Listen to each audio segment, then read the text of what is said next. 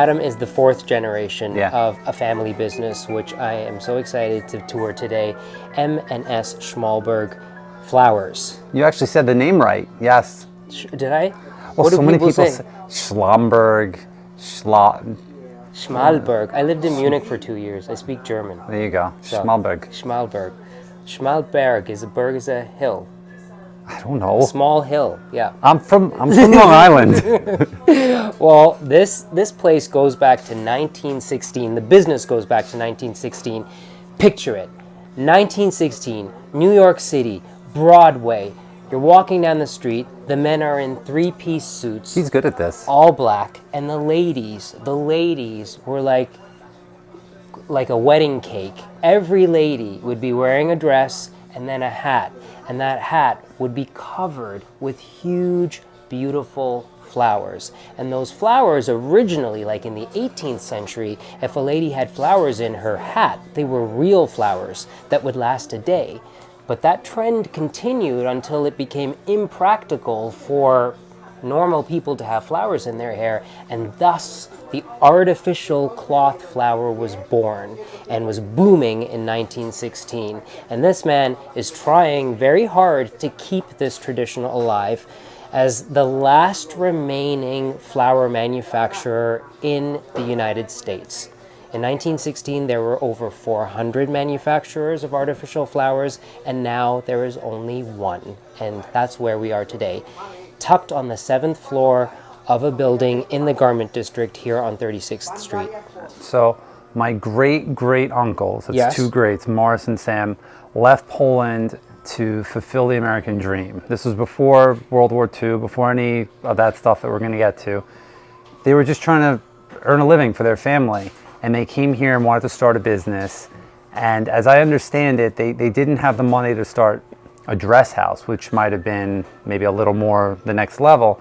So they had to pick a craft. And today, making flowers in America seems like a rarity, but back then, I've read this in a book, there were over 400 factories doing this. So why they picked flowers instead of buttons or zippers or something else, I don't know. But I'm glad they did, because it's a pretty happy place to be. Yeah, it's fantastic. And I think for the average person looking around in a room like this, they might be reminded of a certain section at Michael's. like, oh, I've seen that before. And this is where there's a huge difference. What you're finding in a craft store today in America is made overseas, is made with synthetics, is made probably by a machine. But what exists here is a world where anything is possible. And for a fashion designer, or even for a member of the public who is interested in having something custom made or in purchasing something that was handmade, that's what we're looking at right here, right? 100%. So two things come to mind there. First, the Michaels thing. For better or for worse, we live in this world where I call it the Amazon import world, where everything is fast, right now, and cheap. People don't think about where things come from. I mean, I'm wearing clothes. Keep pointing to my clothes. I'm wearing clothes today. I would venture to say they weren't made in the garment district of New York, but people don't think about it. Yeah. And for that reason, it's really hard for us. We pay New York rent. We take care of all our employees. Some of these people have been here longer than I've been alive. So you can't compete with the made in China world. We don't cater to the Michaels audience. If somebody wants a custom handmade piece, whether it's one or a bunch, I'm your guy. If you're going out to an event and you want a brooch, I mean, all these boxes here are filled with flowers. Anybody who wants could come up here and shop. Like even someone off the street. Even you. Anybody who wants. Just come up, this is West 36th Street, up to the 7th floor, knock on the door, come in here and open a box. One of my favorite Google reviews that I ever got was somebody said that they came up here, knocked on the door, and was greeted as if we were expecting them. Wow. And I thought that was that's who I want us to be. You know, anyone who comes up here should feel welcome. And then we get to, I'll give you a tour. I'll share I love sharing this stuff. That's and yes, great. anyone who comes can come buy one flower. You could buy a bunch. We have all these boxes here. Sorry. So you don't just have to be in the business to come here. And Adam, every single one of these flowers was made in this building. Every flower here was handmade in this space by Alex, by Miriam, by John, by Alvaro, by Lucy. I don't need to name the entire staff, but by our staff here, by hand, using vintage tools that are older than you and me put together. Can we go see how that's done? Heck yeah. Okay, let's go see how the flowers And are made. any flower could be made in any fabric. Okay. So people who have, these are my favorite projects, people who have heirloom, you know, these are all common silks and you have the cottons here. But if you have a shirt that's important to you, your blankie from when you were a kid, your grandmother's wedding dress, add in for them. You can send it to us. We can make you a flower. We can make you one. We can make you two. We can make you 100. Amazing. Okay, let's go see how those flowers Let's are do it. Any fabric. So we have this nice pink satin here. So what we're going to do is we're going to cut a piece, Yep. a nice rectangle.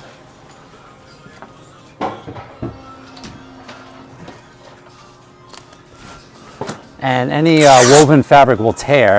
Makes a nice sound, right?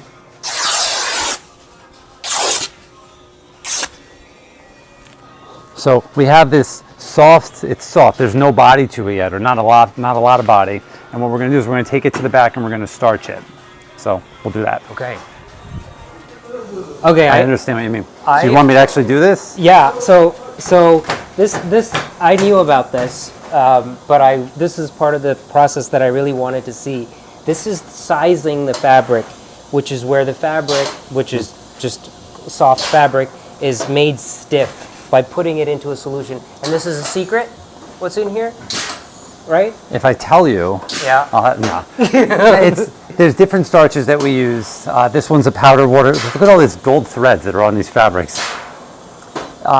This is one that we make in-house. It's a powdered water mixed. There's other ones that we use.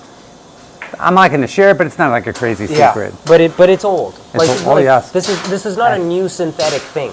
No, everything here is old. These racks that we're going to put the fabric on are 50, 60 years old. Wow. And they replaced ones that were 50, 60 years old before them. Wow. Yeah. Okay, so here's the sizing. Danny, That's what it looks like. can I use this? That's okay? Okay. Got this. And then So you take your fabric and you Yeah. submerge it in the starch and you make sure you get all of it in there.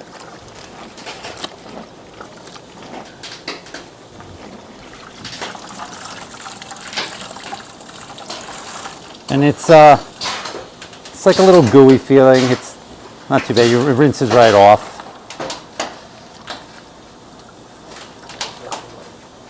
So imagine a large order getting hundreds of yards of fabric, like that Veer order I mentioned. You got to starch a lot of fabric. It's a lot. Just this part is a lot of work.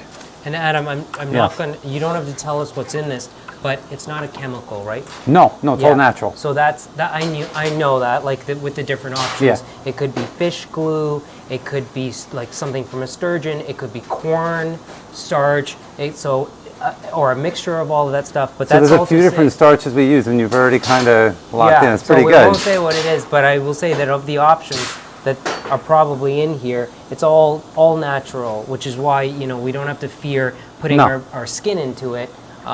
That's important to say. working with The glues as well. That's always been an important thing.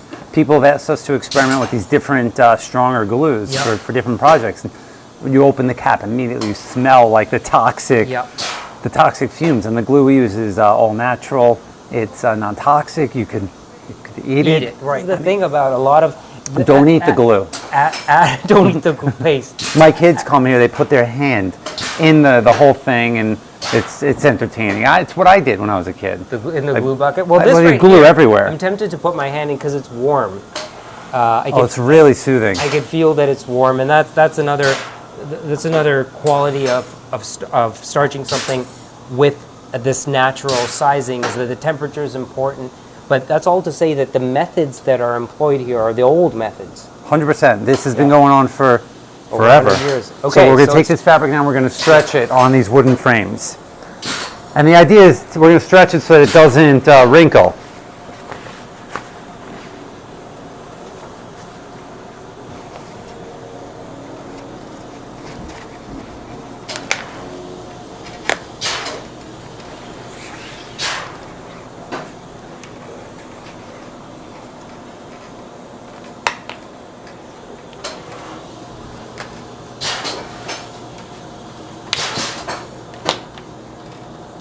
You looking for a job? You just pull it taut, right? Yeah, you pull it taut, you poke it through. Just make sure you don't hurt yourself. Just grab these little extra. You're good.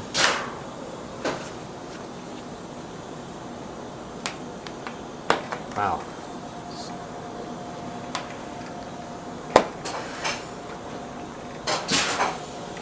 And then as it dries, it's probably going to shrink a little, right?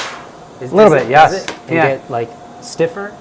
Well, so yeah, when this is dry and we take this off the frame, it's going to be stiffer. Yep. So I use the starch as it just was, but there's an art behind it. Danny, who was here before, knows it, knows the science, the mixing. Fabric like this uses more starch. If using a silk organza, very little starch because you don't want it to turn shiny. You don't want it to become too stiff. You know what you're doing in that I showed you that flower with silk organza and you immediately said that this has been sized. Yeah. Most people don't even realize that. And that's the goal, for somebody to pick it up and just think, oh, this is as it was. Yeah.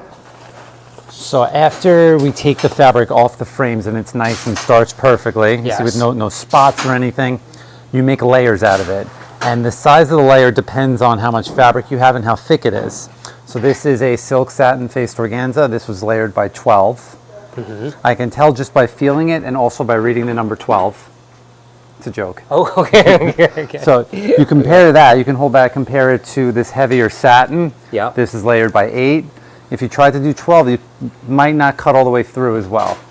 And then on the other end of the spectrum, there are silk organzas, which are super lightweight. Let's see if I can find one.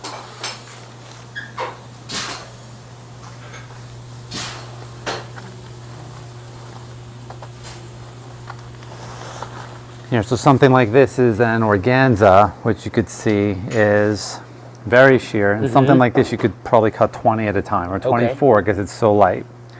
Now, in the old days,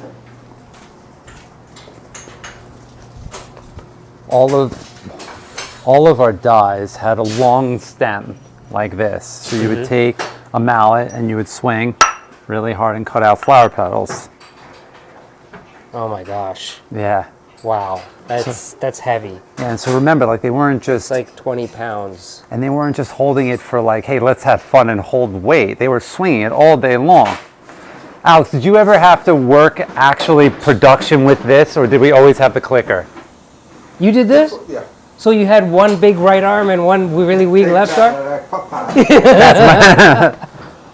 Except he doesn't eat his spinach. But back in the days before we cut it down, yeah. Oh my gosh. Yeah, when I first started, yeah. So when you first started, there were no clicker You machines? got clickers, but most of the tools didn't cut down. Oh. Didn't cut it down, so you have to do it until we figure out to cut it down. Alex was working with Lucia on an order for the San Francisco Opera with insane customization. There was over 100 fabrics. Do you remember it? Over 100 fabrics, maybe 200. 15 per item. So like fabric A, fabric B, 15 of this flower mixing these two. Fabric D, so like the attention was really, he had to really pay attention what he was doing. In the midst of all of it, we had an order. You're just still holding that. Yeah. In the midst of all it, we had an order for 14,000 dahlia petals like this that had to be cut. So I came back and I did it because somebody had to do it. Dude, imagine doing that like this all day long. Like, No. Crazy. I would have had a big arm, but yeah. One. So as long as I've been alive, we take the same dies, we take a saw and we cut the stem off. Yep. And we use these two clicker machines behind me, and I will do that right now.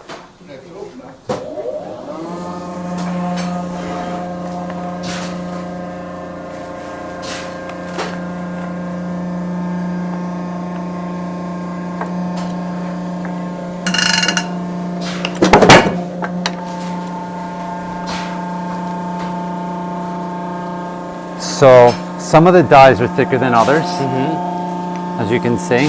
So you always have to adjust the height. In this case, most of them cut through, but you see this one still stuck, which means you gotta go a little lower.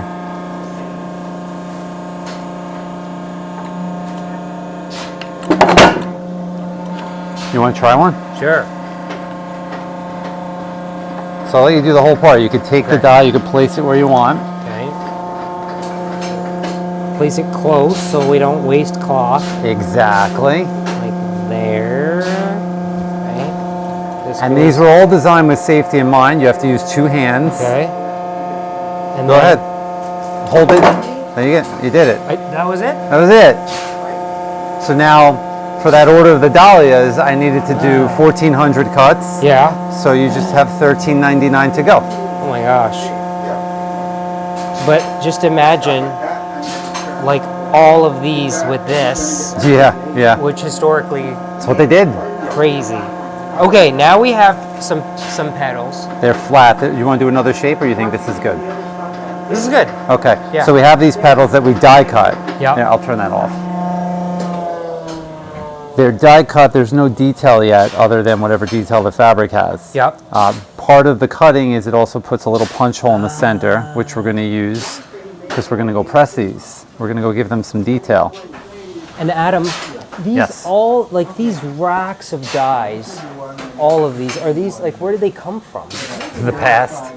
So back in They're the not day. making these anymore, right? So there's 2 things we use. There's die cutters, Yep. which is what we just worked on, and then there's molds. So all of these dies that look old are old. That said, you can have a new die made. So something like this is a steel rule die. If you go on Google, you can find people to make things like this. Okay. It's same quality cut. It doesn't look as cool, but we don't typically need to, but if needed, we could have new shapes made. So if a client comes to you and says, I want a chrysanthemum. Yeah. Well, so Then- I would go to the shelf of chrysanthemums over here, Yeah. and I would start by finding a size they want. These are all chrysanthemums? These are all daisies and chrysanthemums, but one of the big differences is not so much the cutting, but rather the pressing. So you could cut the same daisy petal, press it in a daisy, Yeah. or press it in a chrysanthemum, and it changes the angle, it changes what the petal is. And I'm going to show you what I mean by that. Wow. Look at this. I mean, look at all of these dyes. So, any flower? Like, Pretty much. Okay, so I'm going to say some flowers. Jasmine flower. Yeah, sure. You could do a little jasmine flower. We've done that, yes. Rose of Sharon. This is very stressful. Oh, it So, should be. I'm the client, damn it. I don't know who Sharon is. So the reality, I went to school for psychology and computer science. They didn't teach us Roses of Sharon Okay, there. okay. So one of my secret weapons Yeah. is called Google. Yeah. And people ask me things all the time, and I pull up pictures and I show Okay. it to the staff. Okay, and then And we play. And then you go around and you get what you need. So it's Amen. not only cutting the petals, it's the shape of molding it. That's going to be the next part. Okay. And you're not, as large of a selection as this is, you're not limited to any of them just as they are. You could take this Yep. and then cut something, and then take a scissor and maybe just cut the individuals and then wire them and make a 3-leaf poinsettia. Right. They don't have I 3 see. leaves, but you can manipulate and mix and match. So yes, we can have new dies made, but you really don't need to. Yep. Okay, now, so we have let's our go petals. press these. We're going Then- to come on over here. Now, forever, this is a gas press over here. Yeah. There was a stove underneath. It was really cool photography, like a fire. And about 10 years ago, they turned the gas off to our building because of bureaucracy and politics. Two things we highly recommend. Yeah. And for that reason, we use the stoves now to heat up these tools. So I'm going to grab a couple tools off the Vayner that we can press those in,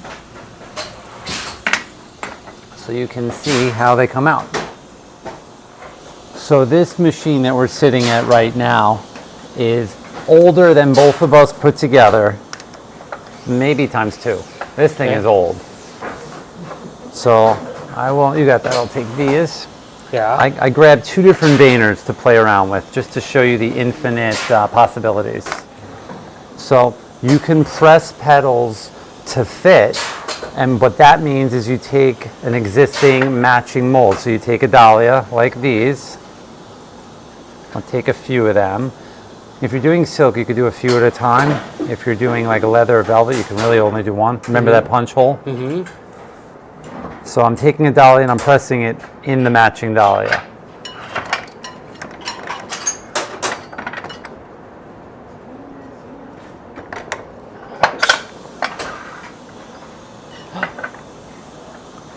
Wow.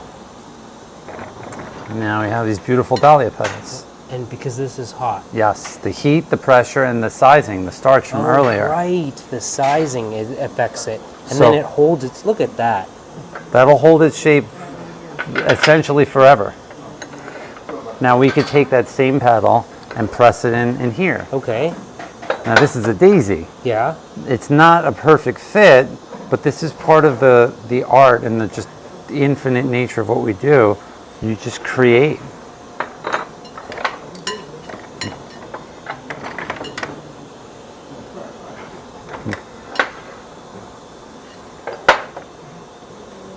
So now you have something completely different. Wow.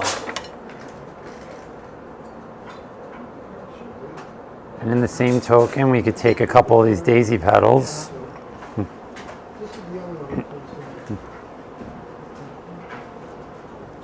How long can you use this before it's too cool to use? Good question.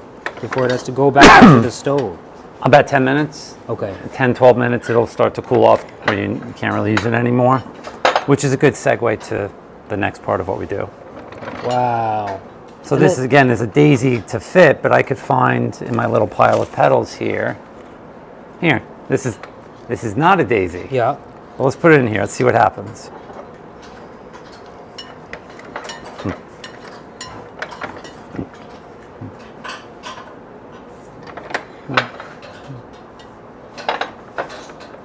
There you go. It looks like it's meant to be. You can use it either way, too.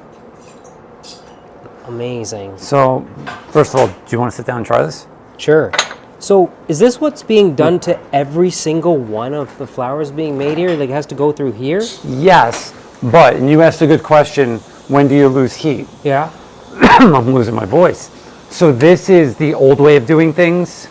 As Yeah. I said, we don't have the gas stove anymore, so we use the we don't have the gas anymore to heat this, so we use our stove to heat the tools.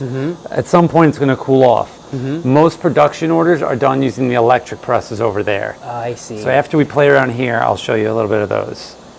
Those are the same essential process. Any of the tools, Yes. ow, that's hot. Any of the tools that have this little nub on top have been retrofitted to work in there. There's a hot plate on the top and the bottom, so you can control the heat, keep it warm. Yep. You can numerically control the exact pressure, the exact timing, because if you're using different materials, you may want to adjust those things. Right now he's pressing sequin. You don't want the pressure too high, or you could crush it. You don't want the heat too high, or you might melt it.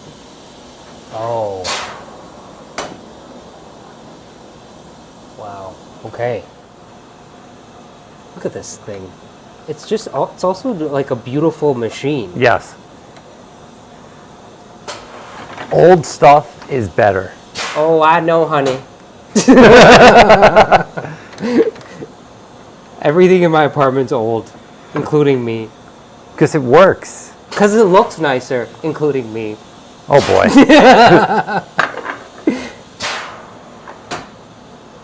Wow. Not bad for first timer. It's thrilling. Beautiful. Okay, so Alex, I think we got to give this guy a job. okay, so we have our petals now. There. Oh, I have a question. So, from the sizing, like it's all natural. Yeah. And let's say the fabric is actual silk. What happens if, like in 1920 or 1915, the lady's out in the street and it starts raining? Uh-oh. Like what? What do you think, Al? What happens if like these flowers if they're in the rain? Yeah, no, you can't wet. You can't get them You wet. don't get it wet, no. Once it's wet, it loses its gloss. So Yeah. So the reality is some fabrics will hold up better than others. Yep. Certain lightweight ones, any water, you're going to start to have problems. Certain heavier ones might survive a little rain. yeah. But it's not meant to be waterproof. This craft that is a very specific craft has always been, people ask about fraying. Yeah. Because some people don't like the fraying. We keep the dye sharp, we starch, it helps. But fabrics that are woven can fray. Yep. And this thing as it is, it's not meant to be washable, it's not meant to be waterproof. It's a very specific, unique craft as it always was. Yes, and I think this is the thing that I brought this up because I wanted to say that the flower that you will buy at Michael's today is a plastic flower. So yes, you put that in a hat, in your Easter bonnet, and you go out in the parade and it starts raining, you don't have to worry about your flower. But it's plastic. And this is the thing about these flowers is, have you heard the term silk flower? And the silk flower comes from the use of actual silk. Adam was showing me earlier. I'm laughing at this because so much of my interactions with people are them not always understanding what that means. No. Silk flower has taken on its own term that doesn't, in our society, mean actual silk. No, silk flower means today, the plastic flower from Michael's. But that's not a silk flower. Silk Silk is a very specific definition of a fabric. Genuine 100% silk that was turned into a flower with that sizing method, which that's to me a part of the beauty of using something like this is like a lady in 1915 knew that if it was going to start raining, she was in trouble if she didn't have an umbrella or somewhere to run into. All those flowers on her hat were susceptible to dying, which is, I think, is really beautiful. There's like the early 1900s was a scary time. Yeah. Okay, let's take these flowers. Because of that only. Yes, yeah, genuinely. Never mind what was to come. Oh, God.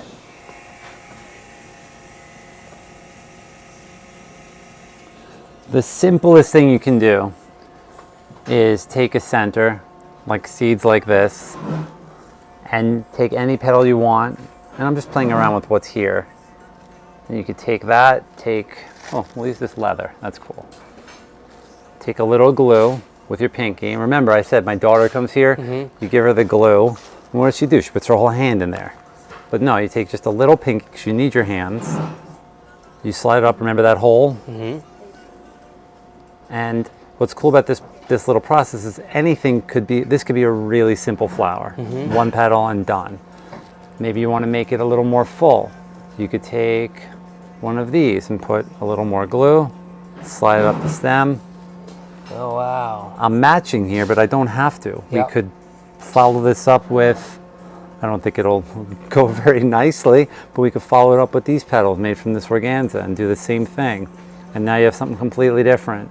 You can mix and match any different shapes, any different fabrics to create a virtually infinite combination of flowers.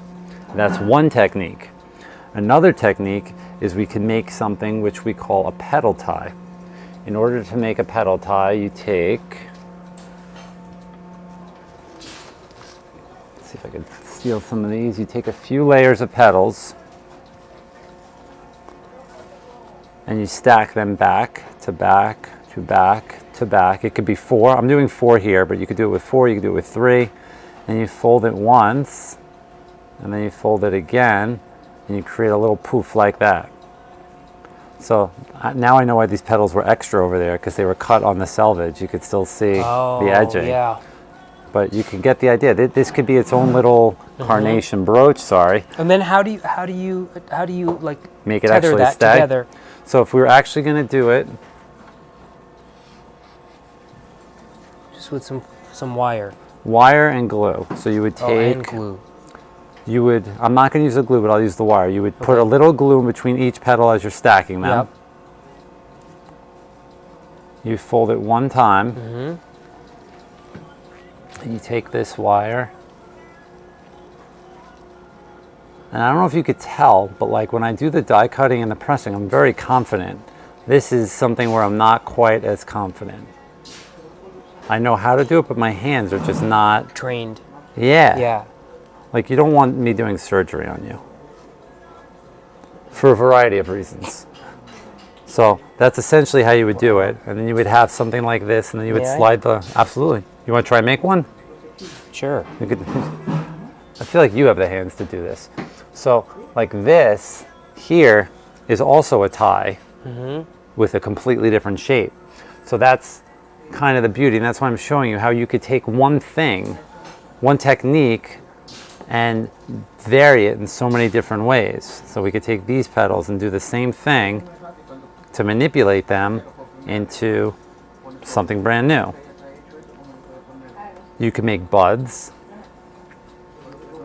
taking petals like this and cupping them up petal by petal, and buds are really like, That's kind of what's here, right? that's exactly what's here. And now these are all hanging up because they're drying? Is Yes. that- So buds are really tricky because you have to apply glue as you're doing it. You Yep. don't want to see the glue, Ah, but it needs to be enough that they stay. So yeah, these are all hanging here to dry.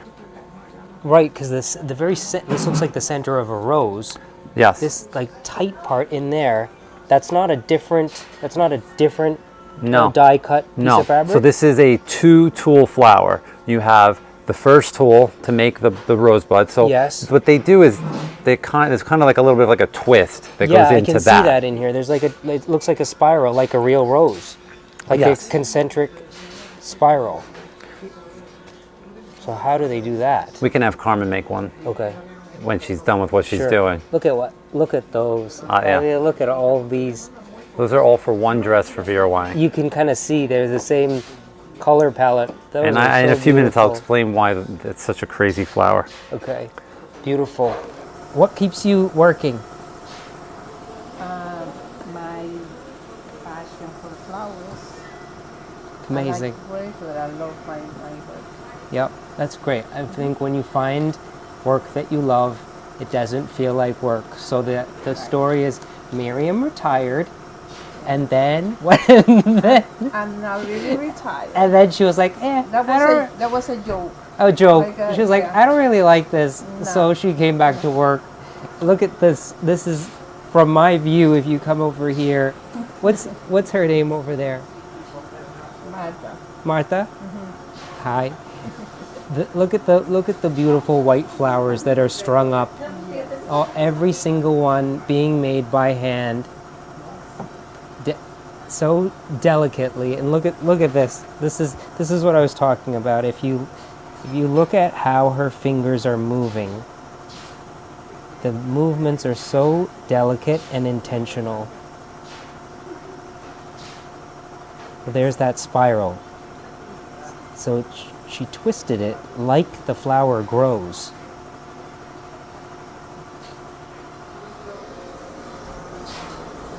So sometimes depends on the fabric. Yes, Some fabric are more easy to work with yes. than the other one. And the size of the flower also. So I try to make like a little pot in here. For this fabric, it's a little stiff. Sometimes I help with the Heirloom to make like a little pot. So it's the sequence in which the petals are layered is very important. She didn't just randomly close it together. It's this one over under this one, Exactly. and then this one, and then this one, which is like this. Make a little pot. Yeah, but it's a very accurate bud. It's really how the flower grows. Right. Miriam, can you show them how to make one Then from the from the 2 and 2? Look at that.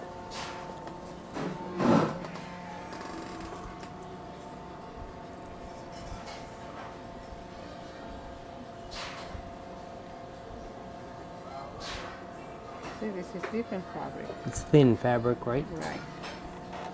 Some glue in the center stem. And now, watch this.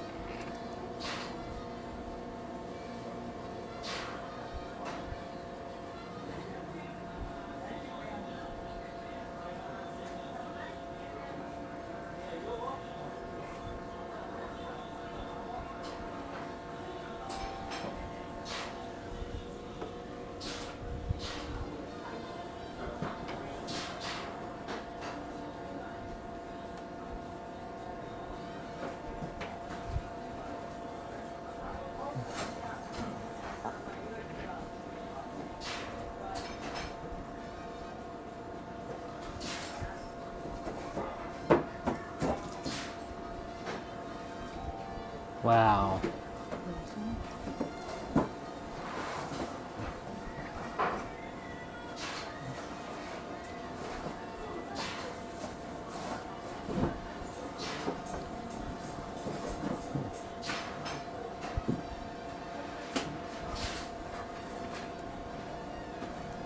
Beautiful. So if I want to put more because of the fabric, Yes. I keep adding more petal to make it more. You adjust the recipe based on the fabric. So a bud like this, in a satin-faced organza, she might use 3 petal layers. But a sheer like this, you need 4. And in a leather, maybe you use 2. Wow. So this is the Let's part. show them the center. That's beautiful. Thank you, Miriam. You're welcome. Look at that. Wow. So the first thing is we prepare, first the flowers made, a little peony in the center, then the carnations added, then she adds those 5 ties surrounding it. And now she's taking a calculated amount of each teardrop, putting the whole thing together, covering it with floral tape, and actually creating that finished flower. Now, this term, let's go back to the term silk flower. The wonderful thing for me coming here today is that you can really make a silk flower out of pure silk. 100% silk. In fact, some of what you and I were working with the flower that Miriam was making, she was using a 100% silk organza fabric, real silk, Yep. not that plastic stuff. There's a test you can do where you light it burn on it, fire yeah. and you burn it and you see how it burns to see if it's silk or not. And I would venture to say that most of the silk flowers out there are not real silk. Yeah, they're plastic. And there have only been a few occasions where I've gone into brainstorming something and have thought of adding artificial flowers. Sure. And the reason that I never did was because everything that I was looking at was plastic. Yeah. And I thought I don't want to add this to this thing that I'm making. That's like, it was costume stuff that was all natural fabrics. Everything else was handmade. Yes. And now you have this one Plastic Sure. thing. Yeah, so the fact that you exist, now I'm brainstorming. I love it. And I'm going to definitely be coming back here and bringing you silk. Those one-offs are the coolest. Yeah. I did something with this costume historian a couple of years ago where she was recreating a dress. And she wanted very specific flowers. She showed me flowers that were made from like the 1800s. Yep. And had us recreate them. And we went to the back, we dusted off some tools, we played around, and we created them. It's amazing. Yeah. I'm thinking we have some of my grandmother's old silk saris that are like, We've made flowers out of saris. have you? Yeah. Well, I'm thinking now, like my sister's something like, well, I don't know what we're going to do with this. Now I'm thinking I'm going to talk to my sister. She could probably make something out of the flowers. Anytime you have a fabric that, like, you would never throw that out. Yes. But you're also maybe not going to wear it. Yep. And like, what do you do with it? Yep. And I think, in my humble opinion, that this is a pretty cool thing to do. It is a great idea. Adam was telling me earlier, like men bringing their shirts sometimes from a first date when they're getting married, and they have the shirt made into flowers for the wedding. Guaranteed brownie points. Yes, absolutely. I mean, that is such a beautiful, sentimental thing I to wish that do. I didn't work here, but I knew about this place. I would have my wife's wedding bouquet remade. Yeah. And give it For to your her. next wife. Yeah, for my next wife. Don't cut. Well, Adam, this has been such a pleasure, and I love my wife. Her name is Saris. She's very beautiful. She is my soulmate. She says I don't mention her enough in these things. There you go. So yeah, because Is it we'll make soulmate? it natural. Yeah. So actually, my wife Barry was like, she's really smart with this stuff. Was actually suggesting that we included different fabrics and colors in the flowers. So Yep. put that in there. We will. She was encouraging me to greatness. And I have 3 beautiful daughters. Skylar's 5, Dylan's 2, Haley's a baby. This is what a baby looks like. I have no babies. That's why he's so happy and relaxed. So there you have it. M&S Schmalberg here on West 36th Street. What's the 242? 242 West 36th. West 36th on the 7th floor. If you're in New York and you need a silk flower, or you're traveling to New York and you're into making your own clothes, or you're making things out of fabrics and you're in the garment district, pay Adam a visit. Please, He would be check honored us to out. show you around. You could rummage through all of these beautiful boxes and have a field day. Adam, thank you so much. Pleasure. Thank you. Thank you.